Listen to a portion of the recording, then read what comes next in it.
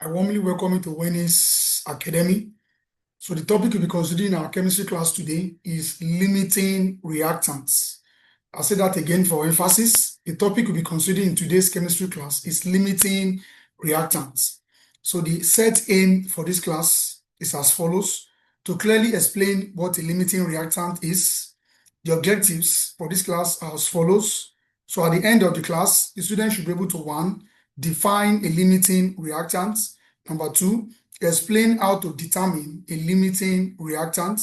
Then number 3, calculate a limiting reactant in a given chemical reaction. So now the question is, what is a limiting reactant? So when we say limiting reactant in chemistry, what do we mean? Now, a limiting reactant can be defined as a substance in a chemical reaction that runs out first, thereby stopping the reaction and determining the maximum amount of the product that can be formed in the given reaction.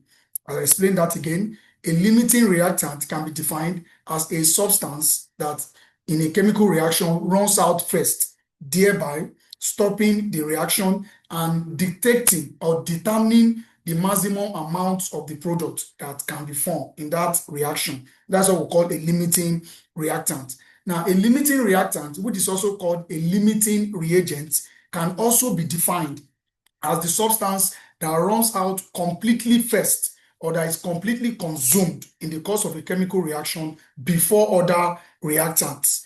Now, the other reactant that is present in the amount that is needed, that is present in an amount that is higher than what is needed for the reaction, is called the excess reactant. So the other reactant that is present in a higher amount than what is needed for that reaction is called the excess reactant. Now, the major role or function of a limiting reagent or a limiting reactant is to determine or dictate the maximum amount of the product that can be formed in a given reaction. So that is the major function of a limiting reactant. So it dictates or determines the maximum amount of product that can be formed in a given reaction. Now, to identify a limiting reactant, we simply compare the mole ratios of the reactants in the reaction based on the balanced chemical equation to the amount that is available. So to determine the limiting reactant in a given reaction,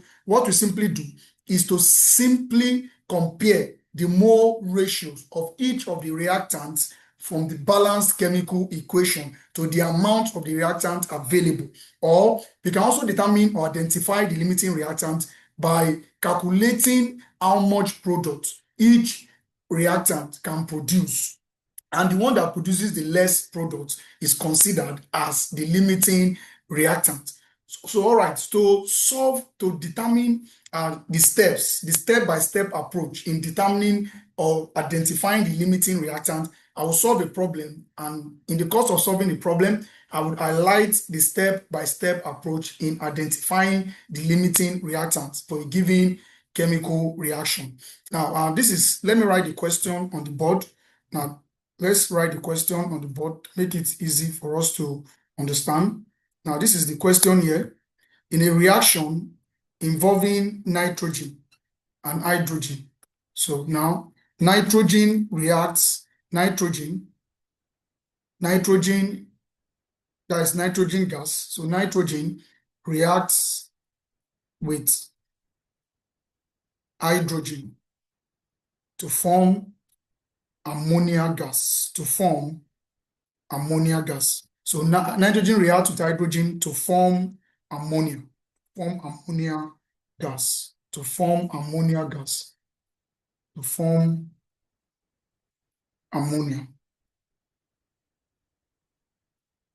If 20 grams of nitrogen is needed to react, with 40 grams of hydrogen. So to react with 40 grams of hydrogen, determine the limiting reactant. So determine the limiting reactant. So determine. So nitrogen reacts with hydrogen to form ammonia. So if you need 20 grams of nitrogen to react with 40 grams of hydrogen, determine the limiting reactant.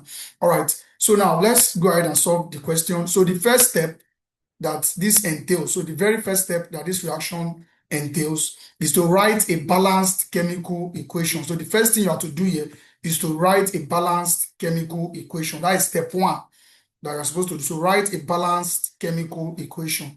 So let's attempt writing a balanced chemical equation. So nitrogen gas, that is N2, is reacting with hydrogen gas. So that is N2 plus H2. So that is the first step in determining or identifying your limiting reactant. So nitrogen gas reacts with hydrogen gas, that is H2. So the product is ammonia gas, which is NH3. So that is the product of that reaction, NH3. So NH3, ammonia gas, is produced for that very reaction. So the first step, write a balanced chemical equation.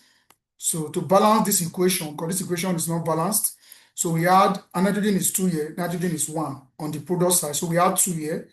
So the hydrogen is now 6. So 2 times 3 will give us 6 hydrogen atoms. Therefore, we add 3 here.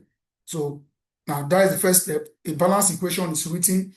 Now the second step, convert the reacting masses to moles. So you see that we're given the masses of the reactant, 20 grams of nitrogen and 40 grams of hydrogen. So convert the reacting masses to mole. So to do that, use the formula for mole, right? So use the formula where you know that mole equals to mass over molar mass. That's the formula you have to use. So use this formula, mole equals to mass, small m over molar mass. So small m over the molar mass.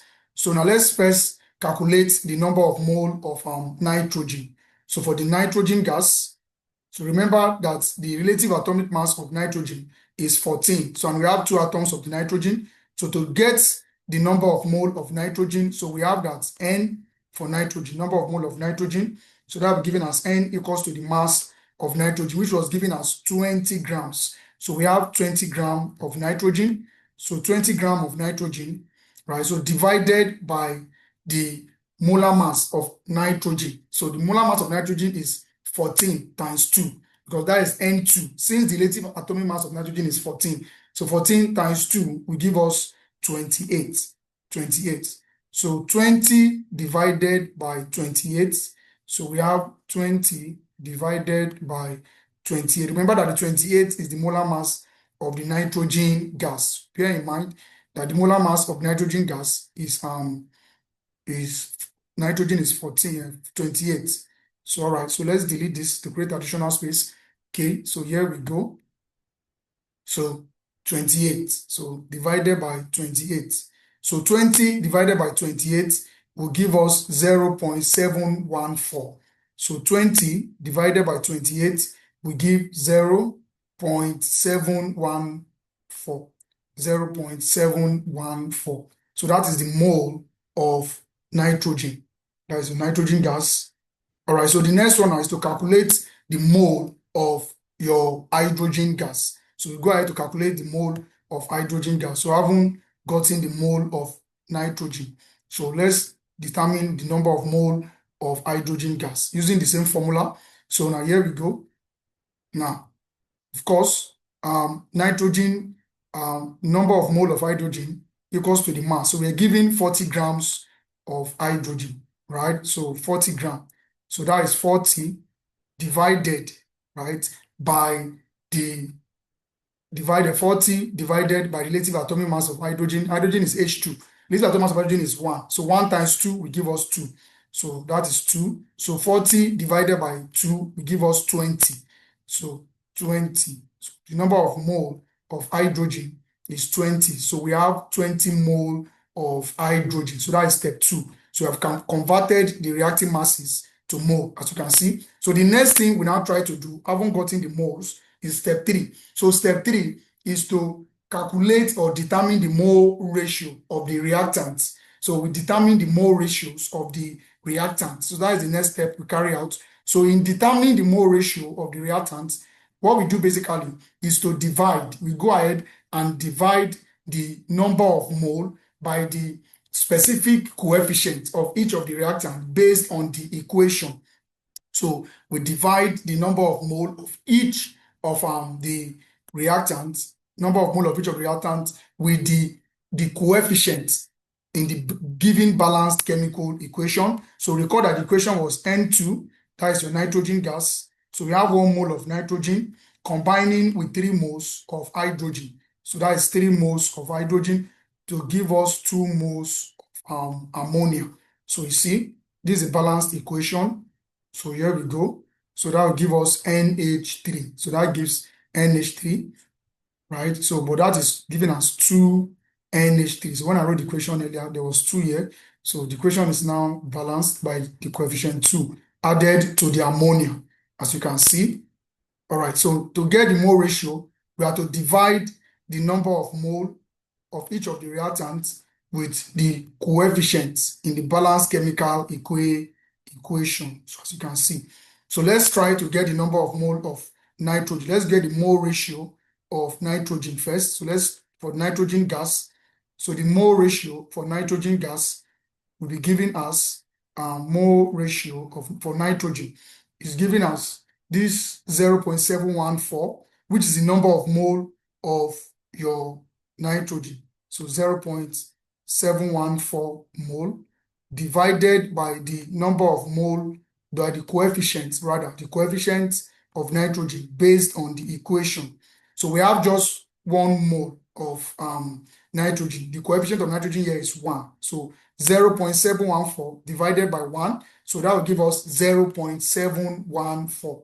So that gives 0.714. So the mole ratio of nitrogen is still 0.714. So I haven't divided the number of mole by the coefficient from the balanced chemical equation. So the coefficient divided by 0.74 divided by 1, that will still give us 0.714 back. All right, so let's go and get the mole ratio for hydrogen. So to get the mole ratio for hydrogen, now this is the step we carry out to get the mole ratio for the same step as well. So now that we go toss, that is giving us because remember we got 20 moles for the hydrogen, 20 moles for hydrogen. So here we go. So for hydrogen, so that will be 20 divided by the coefficient of hydrogen in the equation. Remember that we have 3 moles of hydrogen. So for hydrogen gas, so that is H2. So for H2, so we are getting the mole ratios for hydrogen now. So for hydrogen, we have 20 moles of hydrogen divided by the coefficient of hydrogen in the equation, which was giving us 3. So 20 divided by 3 will give us 6.67 approximately. So 20 divided by 3 will give us 6.67. So 6.67. So 6.67. So this is the mole ratio of hydrogen. And this is the mole ratio of nitrogen, 0.714. All right, so the fourth step, which is the last step. Now the fourth step, now what you do in the first step is to identify the limiting reactant. So the limiting reactant is that reactant that has the lowest mole ratio or the lower mole ratio between the two. So in my calculation, I got 0.714 for nitrogen and I got 6.67 for hydrogen. Therefore, nitrogen gas is the limiting reactant for the reaction. All right, so with that, we have come to the end of today's class. All right, see you in the next class. Remember to click on the subscribe button to see you in the next class. Take care.